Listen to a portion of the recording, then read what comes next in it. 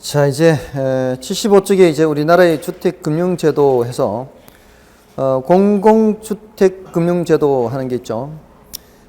자, 거기에서는 이제 주택도시기금이라는 게 새로 들어가 있습니다.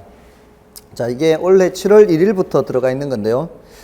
일단 뭐 그렇게 중요도가 높은 것은 아니고요. 시사적인 것으로서 한 번 정도 관심을 가질 만한 내용이라서 참고로 좀 보시면 되겠고요. 나중에 말씀드릴 기회가 있을 겁니다. 시사적인 것으로 좀 체크를 할 내용이에요. 넘어가셔서 이제 76쪽에 저당 유동화죠. 자, 바로 저 주제입니다. 저당 유동화 주제. 자, 이 저당 유동화는 아마 처음 들어보시는 분들이 많을 거예요.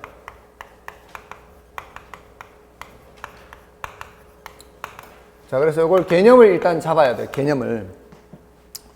혹시 들어보신 적 있나요? 유동화? 뉴스에 이런 거 많이 나옵니다. 간혹 나옵니다. 이 유동화는 이 간단하게 이제 번역을 하자면 현금화로 번역할 수 있어요. 현금화. 가장 근접한, 가장 간단한 한 단어라고 얘기하자면 현금화가 가장 근접한 하나의 단어입니다. 자, 이게 왜 필요한가 하면은요, 이 저당 유동화는 IMF로 거슬러 올라갑니다. 이게 IMF 하면은 지금 벌써 꽤 시간이 벌써 흘렀는데요. 97년도 말이죠. 97년도 말, 그리고 이제 98년도부터 본격적으로 아주 그냥 된서리를 맞았죠. 그래서 이제 YS 정부 말에 그렇게 돼서 이제 DJ 정부로 넘어왔죠. 하여간 아픔이 많은 시기였습니다. 이 IMF는 우리나라의 어떤 삶을 송두리째 바꿔놓는 계기가 됐습니다. 그래서 환란이라고 하죠. 환란, 난리, 전쟁 같은 엄청난 변화를 가져왔습니다. 그 이후로요, 기업들이 엄청난 구조조정을 했죠. 그러면서 살아남았습니다. 살아남는 기업들은. 그러면서 어떤 측면에서 많은 변화를 가져왔는가 하면은 고용관계가 굉장히 불안정한 고용관계가 됐습니다. 비정규직 이런 말들이 그때부터 생기기 시작했습니다. 그래서 옛날에는 그 은행에 청소하는 사람들도 다 은행 직원이었어요. 은행 직원이었어요. 근데 이제는 은행 직원이 아니죠. 파견 업체, 파견 용역업체 직원입니다. 별도의 업체죠. 전부 다 이제 그런 식으로 이 노동자들의, 근로자들의 이 지위가 굉장히 불안정해진 거죠. 굉장히 큰 아픔입니다, 사실은. 그럼으로써 많은 변화가 있었고요. 그 외에도요, 우리 이런 제도들, 이런 제도들도 엄청나게 변한 겁니다. 그리고 우리나라 국내 부동산을 외국인이 취득하는 것이 굉장히 어려웠었습니다. 근데 그 환란을 계기로 우리나라 부동산을 외국인이 취득하기 엄청 쉽게 됐습니다. 왜 그랬겠습니까? 돈이 없으니까. 그래서 금모으기 사업을 뭐 했었죠. 금모으기. 기억하십니까? 금모으기 기억나세요? 어리지 않았던가 보네요. 금모으기 기억나요? 기억 못 한다니까. 어리면 기억을 못 해야 정상이거든요. 어리지 않다는 얘기예요. 금을 모아, 왜냐면은 우리가 유동성 하죠, 유동성. 자, 이제 이 연결이 되는 유동성. 현금화를 해야 되는데, 제일 현금화하기 쉬웠던 게 뭡니까? 금이죠, 금. 우리가 달러를 마련해야 되는데, 우리나라 사람들이 갖고 있는 물건으로서 빨리 현금화할 수 있는 게 금 말고 뭐가 있습니까? 그러니까 금모으기 사업을 하는 거죠. 제일 현금화하기 쉬우니까. 그 다음에 이제 그건 사실 상징적인 거거든요. 금모으기는 상징적인 거예요. 그렇게 금을 모아봤자 그걸로 살 수 있는 달러가 돼봤자 얼마나 되겠습니까? 그렇게 많지는 않아요. 근데 하나의 결집된 힘을 보여주는 상징적인 것이죠. 그리스 사태가 났을 때 그리스 사람들은 그렇게 하지 않았지만 한국 사람들은 그렇게 해서 극복을 쉽게 했다는 거죠. 자, 그 다음에 이제 팔 거 다 팔아야 되니까 부동산도 팔고 이렇게 해서 외국인들이 우리나라 부동산을 쉽게 쉽게 부동산을 마련하게 해놓은 거예요. 그러면서 우리는 달러를 마련했던 겁니다. 자, 그럼 여기서 이 유동화, 이게 바로 그 이유 때문에요. 돈이 없기 때문에.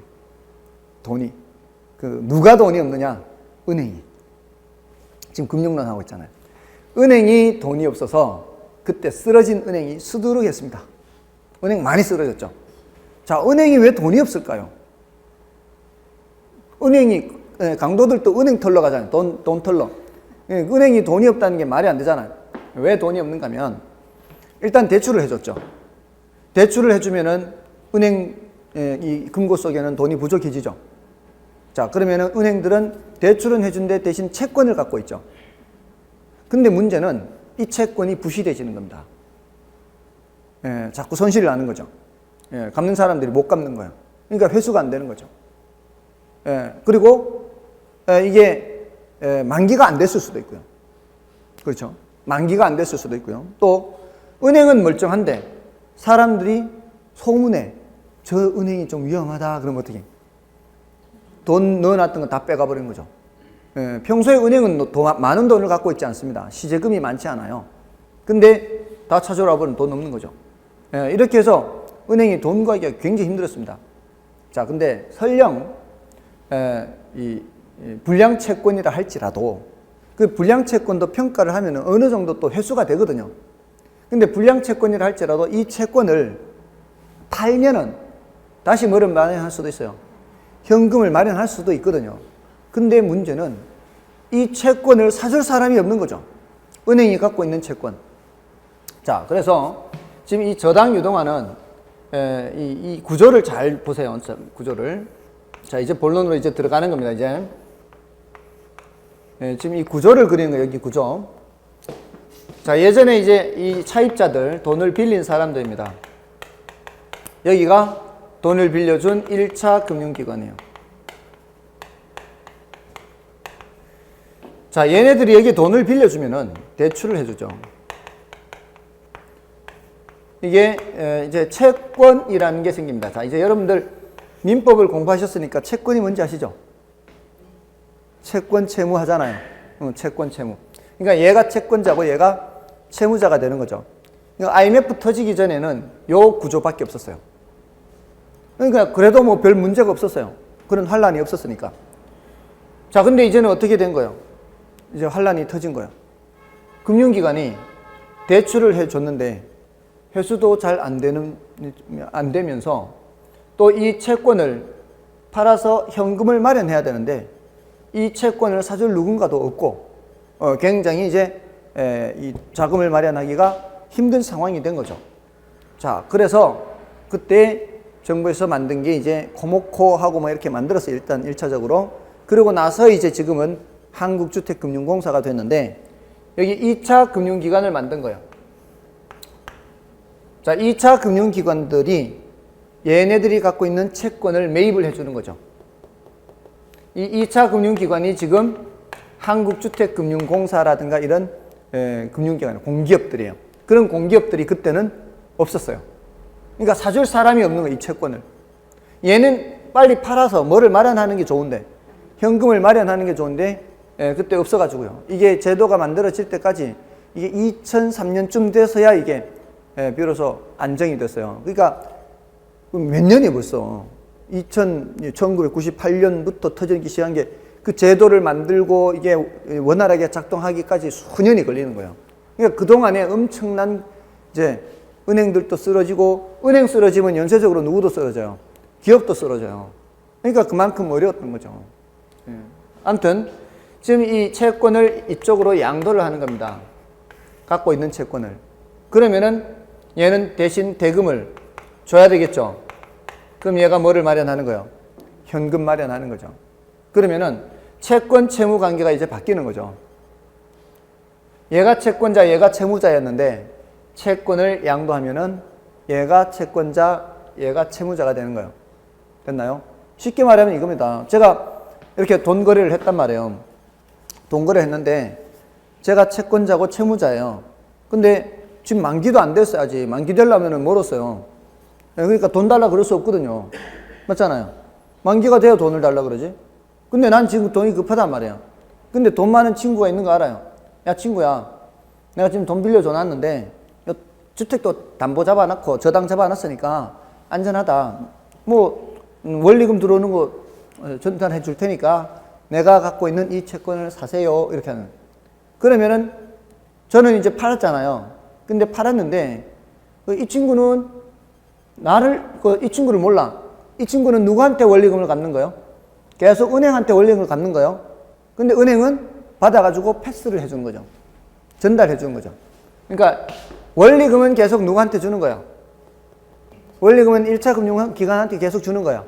그럼 그 원리금을 2차 금융기관한테 전달해 주는 거예요. 대신 수수료 조금 떼고. 폰값은 받아야 될 거 아니에요. 예, 그러면은 얘는 그냥 앉아서 그냥 이자 받을 수 있는 거죠. 됐나요? 자, 이렇게 하는데, 그래서 이제 어느 정도 이제 위기를 극복할 수 있어요.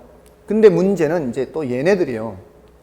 지금 2차 금융기관이, 이 상대하는 1차 금융기관이 한 군데만 있는 게 아니에요. 여러 1차 금융기관들을 상대할 거 아니에요. 자, 그럼 거기에서 들어오는 수많은 채권들을 사게 되면은 얘네들도 갖고 있던 돈이 어떻게 돼요? 얘 고갈되겠죠? 그럼 얘네들은 이제 엄청난 규모의 채권 집합을 갖게 되고요. 돈은 또 없어져요. 그럼 얘네들이 또 돈 마련해야 될 거 아니에요. 얘네들이 돈을 어떻게 마련하느냐? 그럼 이 채권 집합을 통째로 다 팔까요 또? 이 채권 집합은 수조예요, 수조. 비슷한 것들끼리 묶어도 수천억 원이야. 이거를 한꺼번에 살 투자자는 없습니다. 그래서 어떻게 하느냐? 요거를 근거로 해서 증권을 만들어요, 증권. 쪼갠 쪽지를 만든다. 쪼갠 쪽지, 증서를 만들어서, 요거는 증세는 가액이 작아요, 금액이. 주식이나 뭐 이런 채권처럼 가액이 작으니까 이 증권을 사도록 하는 거죠. 많은 사람들한테. 요거 좀 사주세요, 뭐 100만 원도 좋아요, 1000만 원도 좋아요, 이렇게. 그러니까 돈이 적은 많은 사람들한테서 이 증권을 매입하기 위해서 이제 자금을 마련하는 거죠. 증권 사면 돈 주는 거죠. 그런 식으로 다시 돈을 마련하는 겁니다. 물론 이 채권 집합을 근거로 해서 증권을 마련해요. 이 채권은 지금 누구 거죠? 이 채권은 2차 금융기관 거죠. 자, 요거를 이렇게 생각하세요. 이 채권은 2차 금융기관의 자산이에요, 자산. 2차 금융기관의 자산입니다. 아셨어요? 근데 얘가 지금 뭐 마련하려고 하는 거예요? 돈 마련하려고 하는 거죠. 맞나요? 그 돈 마련하려고 하는 거 하고요. 자, 여러분 입장에서 생각해 보세요. 여러분들이 갖고 계시는 여러분들 집에 자산을 생각해 보세요. 자, 여러분들이 또 돈을 마련하고 싶어요. 자, 똑같은 상황이라고 생각하세요.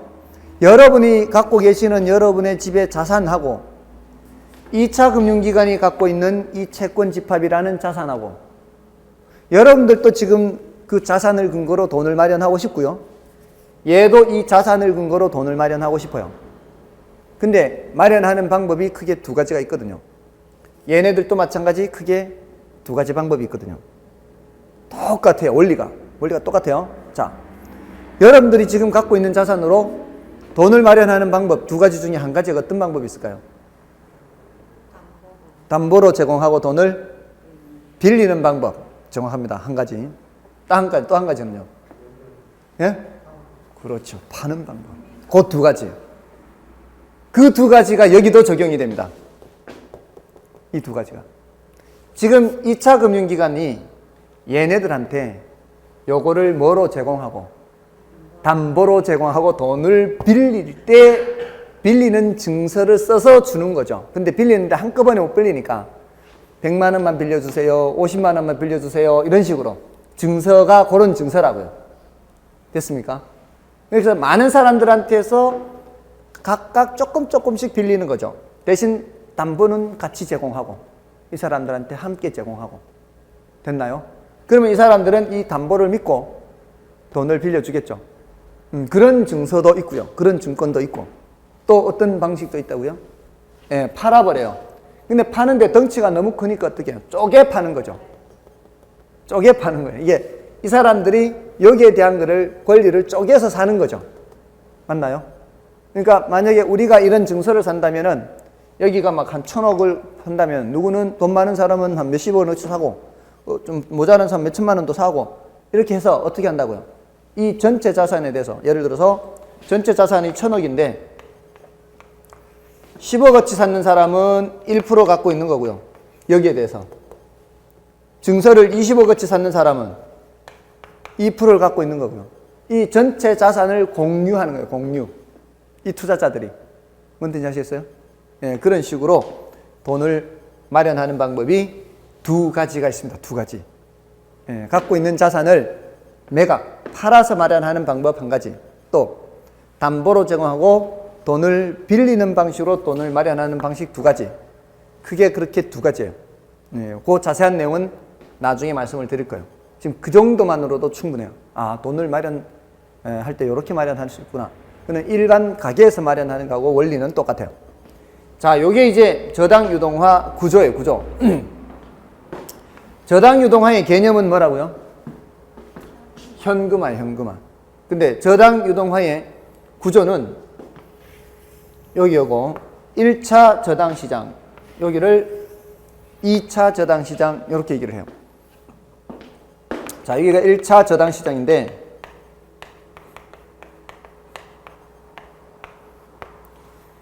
자, 1차 저당 시장은 누구하고 이루어진 시장이에요? 차입자와 1차 금융기관으로 이루어진 시장이에요. 자, 앞에서 시장 하면 뭐 생각하라 그랬죠, 제가?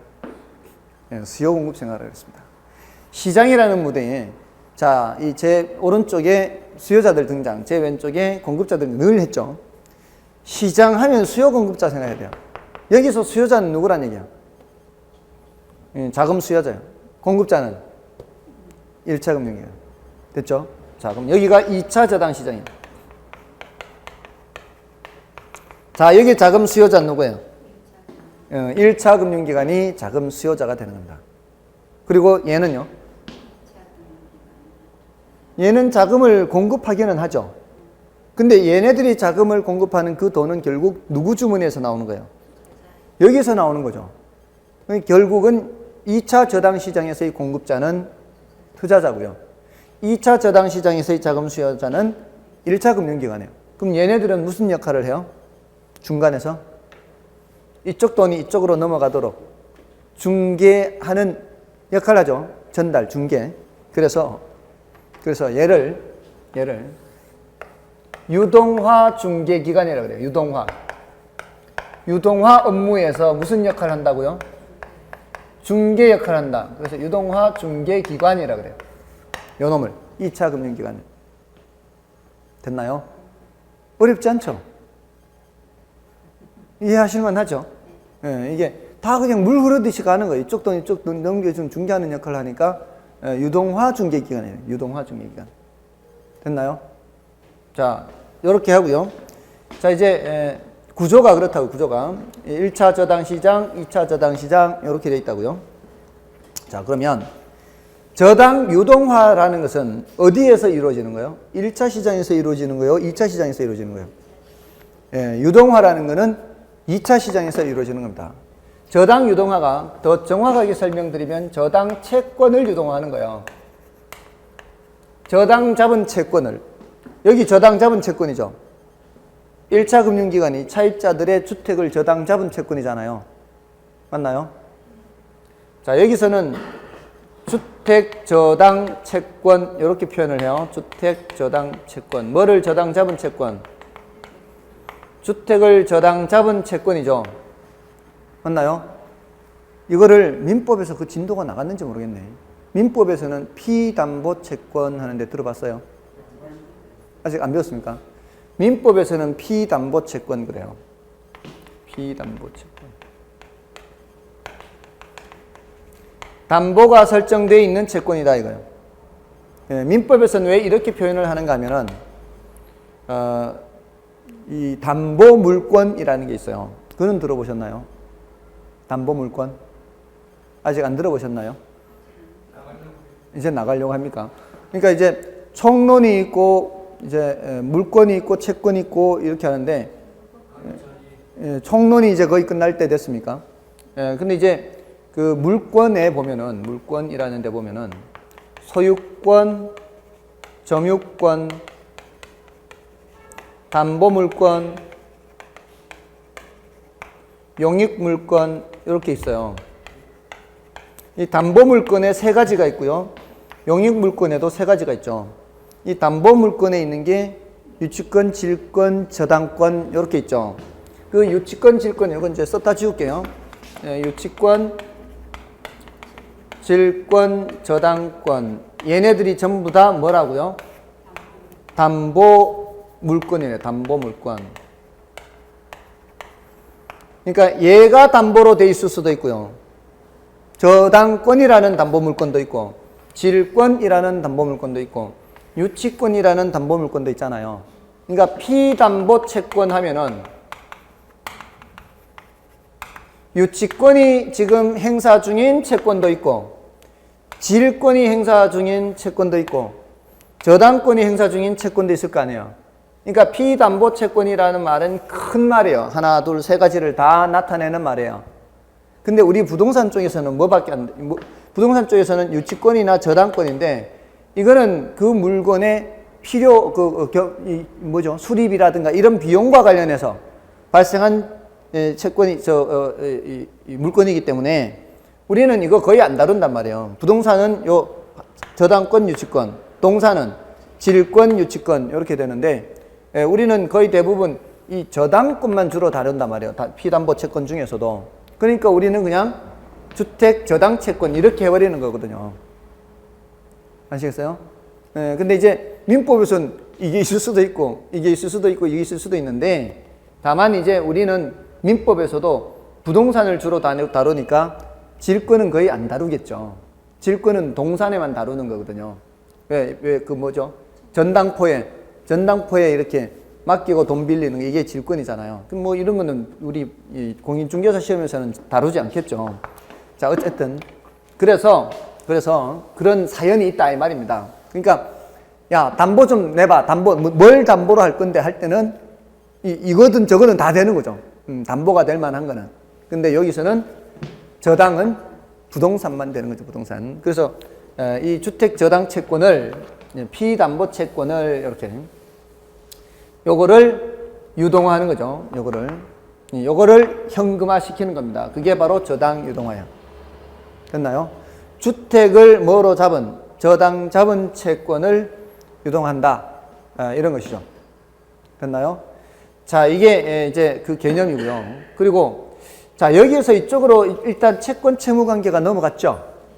채권 채무 관계가 넘어갔으면은 여기서 적용되는 이자율에 따라 원리금을 넘겼을 거 아니에요. 얘가. 그러면은 얘가 얘한테 넘길 때 고스란히 다 넘기는 거 아니라 그랬죠. 아까 뭘 떼야 된다고. 스스로 떼고 넘길 거 아니에요. 그럼 여기서 적용되는 수익률하고 여기서 적용되는 수익률하고 누가 더 높을까요?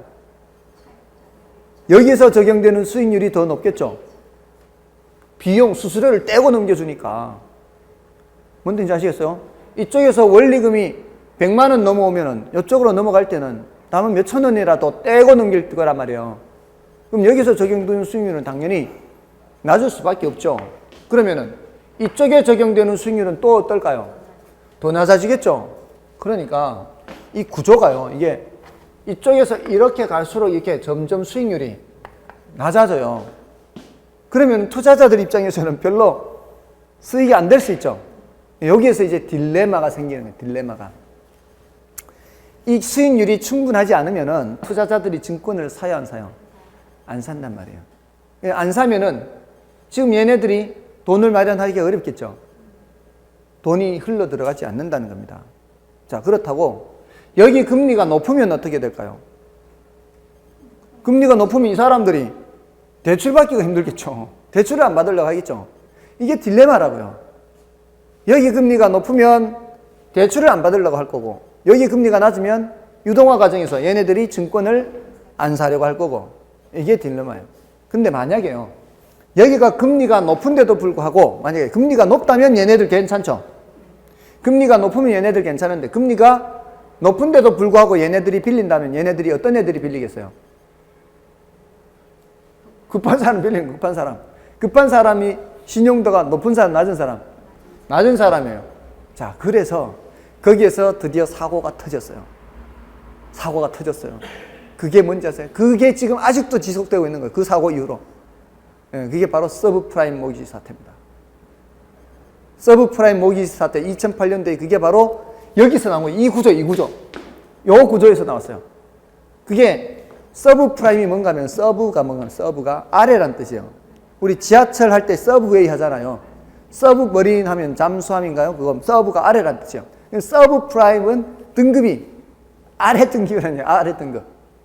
서브프라임 모기지 하면 아래 등급 사람한테 대출해 준 것을 말하는 겁니다.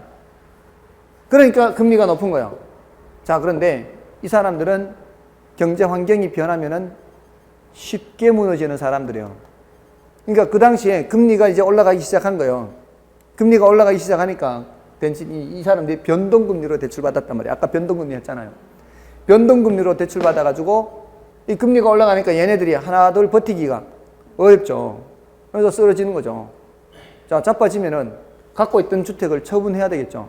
처분하는데 한두 채가 나오는 게 아니라 수택의 주택이 시장에 나오면은 이게 금융기관 입장에서는 충분히 회수가 안 되는 거죠. 여기서 원리금이 제대로 넘어와야 이 사람들한테 돈이 갈 거 아니에요. 근데 얘네들은 속으로는 좋아했겠죠. 야, 수익률 좋다 했는데 이제 이쪽에서 안 넘어오니까 난리 난 거죠. 그래서 얘네들 쓰러졌잖아요. 누구? 리먼 브러더스 쓰러졌잖아요. 리먼 브러더스가. 그게 다 그 얘기예요, 지금. 리먼 브러더스 여기 이걸 엄청 샀거든요. 그래서 서브프라임 모기지 사태에 의해서 리먼 브러더스가 파산하고, 그러니까 그게 지금 세계 금융위기 터지니까 미국에서 양적 완화를 해서 달러를 엄청 풀었잖아요. 그 달러를 푸니까 이제 그 이후에 이제 또 이 각국의 재정 위기가 온 거 아니에요. 그 이후에. 지금 아직도 그 재정 그 위기 이후를 아직 이제 양적 완화를 지금 해소하려고 하잖아요, 지금. 양적 완화를 해소하려는 게 지금 아직도 그 2008년도에 이 사고 터진 것의 뒷수습 단계에 있다는 거죠, 아직도. 그게 바로 이 구조에서 나온 거예요. 재밌죠? 참 재밌습니다, 이런 게. 아무튼, 이게, 1차 저당 시장이고요. 가면 갈수록 수익률이 어떻게 된다? 가면 갈수록 수익률이 떨어져요. 그래서 여기에서의 수익률, 저당 수익률이라고 합니다. 저당 수익률, 여기서의 수익률을 저당 수익률. 이 저당 수익률이 투자자들의 요구 수익률을 충족시킬 수 있을 만큼 충분히 커야만 이 구조가 성립된다는 게 바로 이 저당 유동화 구조예요. 됐나요? 자, 그러면 구조했어요. 이제 1차 저당 시장, 2차 저당 시장. 여기에 짧게 그린 이유는 나중에 말씀을 드릴 거예요. 지금 단계에서는 좀 벅차고요. 다음에 이제 효과를 말씀을 드리면 유동화의 효과, 이 유동화를 통해서 얻을 수 있는 효과. 자, 요거는 일단 우리나라는 얘 때문에 도입됐어요. 얘. 가장 중요한 게 1차 금융기관들이 돈을 마련하기 어려웠잖아요. 현금을 마련하기가. 그래서 어떻게 해서 요 2차 금융기관을 도입했어요. 이게 2차 저당 시장을 도입해서 얘네들의 뭐를 높여준 거예요? 유동성을 높여준 거예요. 유동성. 금융기관의 유동성을 높여준 거죠. 현금화하기가 쉽게 해준 겁니다. 자, 이게 어떤 의미가 있는가 하면요. 국제결제은행 기준 자기자본 비율을 BIS 비율이라 그래요. 그 당시에, IMF 당시에 BIS 비율 기준이 8%였어요. 그래서 8%보다 밑으로 떨어지는 은행들은 퇴출 대상이에요. 퇴출 대상이었는데, 자, 이게 그 얘네들이 갖고 있는 채권을 1억을 현금으로 바꾸잖아요. 채권 1억과 현금 1억, 자산은 똑같이 이렇게 바뀌지만 채권 1억이 가중치가 낮아요. 왜냐하면 채권은 위험이 있는 자산으로 보는 거예요. 왜냐하면 혹시라도 채권이 회수가 안 될 수 있잖아요. 근데 그 현금 1억으로 되면은 현금은 안전한 자산이잖아요. 그래서 이게 가중치가 높아서 똑같은 자산이라도 현금이 많으면은 BIS 비율이 올라가는 겁니다. 그렇게 해서 금융기관들의 재무 건전성에 도움을 줄 수 있어요. 이걸 통해서. 자, 우리나라는 얘 때문에 도입됐는데 부수적으로 얘네들도 혜택을 볼 수가 있어요. 자, 얘네들이 현금을 마련하기 쉬우면은 대출하기가 쉽죠.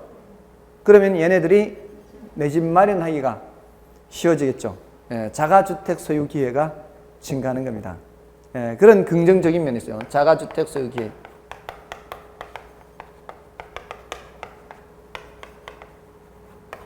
이런 긍정적인 면이 있습니다. 자, 근데 이쪽 투자자들 입장에서 볼게요. 투자자들은 이 증권 사는 사람들이죠. 근데 이 증권이 과거에는 없었던 증권이에요. 과거에는 이런 부동산 저당 채권을 근거로 하는 증권이 없었어요. 그리고 예전에는요, 제가 고등학교 다닐 때, 대학교 이럴 때는 증권의 만기가 길면 5년 정도예요. 5년. 보통 5년에서 아주 길어봐야 국채 빼고요. 국채 빼고 장기 증권이 없어요. 10년 뭐 이런 증권이 없었어요. 근데 얘는 10년 이상 증권도 있어요. 만기가. 자, 근데 이 투자자들 중에는 어떤 투자자들이 있는가 하면 국민연금공단이죠. 국민연금공단 이런 데는 투자를 하더라도 장기 투자예요, 단기 투자예요? 장기 투자죠. 그러니까 국민연금공단 같은 경우에는 이런 장기 투자를 하는 사람 입장에서는 이런 이 증권이 굉장히 구색을 갖추기는 좋다 말이에요. 그리고 지난주에도 공부했지만 포트폴리오를 배우셨잖아요. 포트폴리오를 구성할 때는 다양하게 구성하는 것이 위험을 줄이잖아요. 그래서 이 얘네들 입장에서는 다양한 자산 구성을 할 수가 있어요.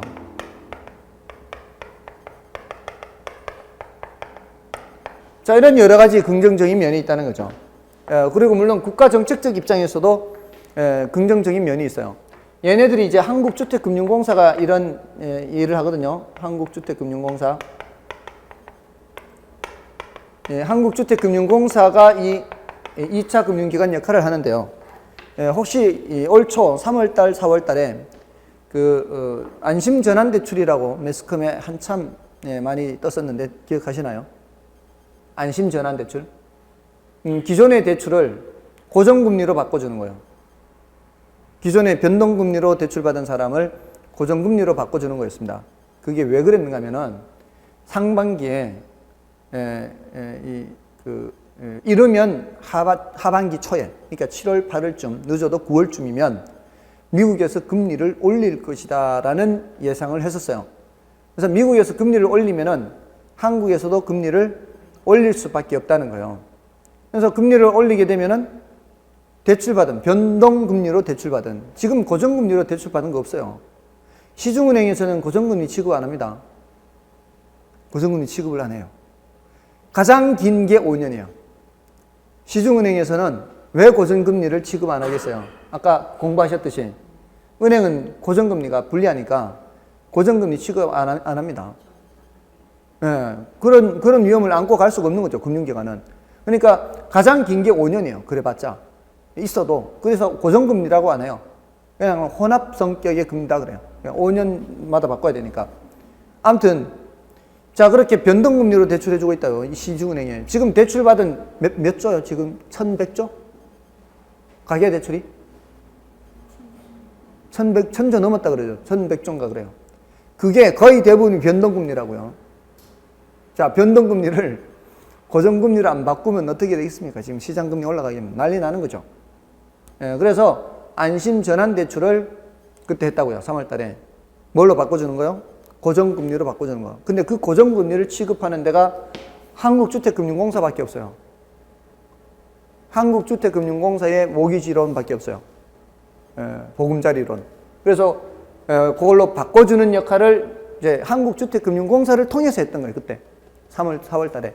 그러니까 이런 금융기관이 있음으로써 그런 이 금융위기라든가 이런 것에 대처할 능력이 좀 더 좋아진 거죠.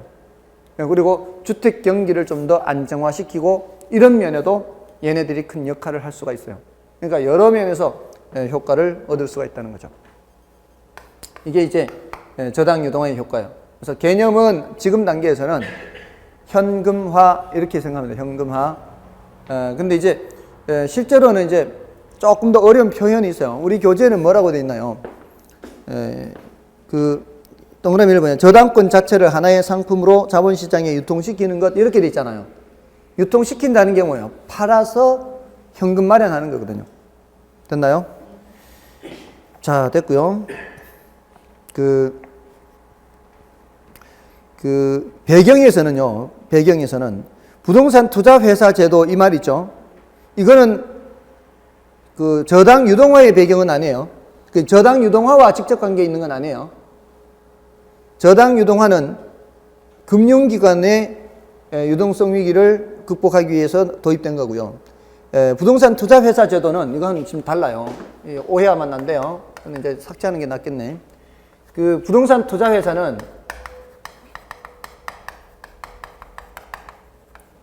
이 배경이 IMF는 IMF예요. 똑같은 IMF인데 얘가 도입된 거는 누구 때문에 도입된 거예요? 1차 금융기관 때문에 도입된 거고, 같은 IMF라도 이게 취지가 달라요. 취지가. 얘는 1차 금융기관 때문에 도입됐고, 얘는 부동산 투자 회사는 기업들 때문에 도입됐어요. 기업들. 그때 구조조정을 많이 했잖아요. 구조조정을 많이 했는데, 이건 뭐 어차피 뒤에서 말씀을 드릴 건데, 뒤에서 좀 쉬고 어차피 말씀을 드려야 돼요. 뒤에 지금 바로 뒤에 나오는 게 부동산 투자 회사니까. 자, 아무튼, 자, 여기 이제 좀 뒤에서 말씀을 드리고요. 동그라미 4번에 저당 시장의 구조해서 1차 저당 시장, 2차 저당 시장, 이렇게 나눠서 보시고요. 이렇게 짧게 그린 이유는 경우에 따라 얘가 이 증권을 발행할 수도 있기 때문에 이렇게 한 거예요. 여기 짧게 그린 거는. 얘만 증권을 발행하는 게 아니라 얘도 증권을 발행할 수도 있기 때문에 이렇게 짧게 그린 거고요. 그 다음에 동그라미 5번에 저당 유동화를 통한 효과 있죠. 주체별로 보고 있죠. 주체별로. 수요자 입장에서, 투자자 입장에서, 정부 입장에서, 대출기관 입장에서. 자, 이렇게 살펴보고 있습니다. 그 다음에 77쪽에 있는 내용은 저당 담보증권의 종류해서 그게 저당 이체증권, 뭐 주택저당담보부채권, 뭐 이렇게 여러 가지가 있죠. 여러 가지가 있는데 지금 단계에서는 이걸 이제 다 자세히 설명을 드리기 어렵습니다. 그 1번은 뭔가 하면은 1번이 아까 여러분들 이 자금을 마련하는 두 가지 방법이 있었죠. 그 중에 하나가 뭐였어요? 매각. 이 채권 집합을 매각해서 자금 마련하는 방법. 또 하나는 이 채권 집합을 담보로 제공하고 돈을 빌리는 방법이죠. 이 매각 방식이 MPTS와 관계가 되는 거고요. 담보를 제공하고 돈을 빌리는 방식이 MBB와 관련돼요. 그래서 지금 1번과 2번 이렇게 내려가는 겁니다. 됐나요? 됐습니까? 그래서 나머지 자세한 거는 이제 나중에 할 거니까 일단 그 정도만 해도 충분합니다. 좀 쉬고요. 부동산 투자 간접 투자 수단 뭐 이런 식으로 되어 있습니다. 좀 쉬겠습니다.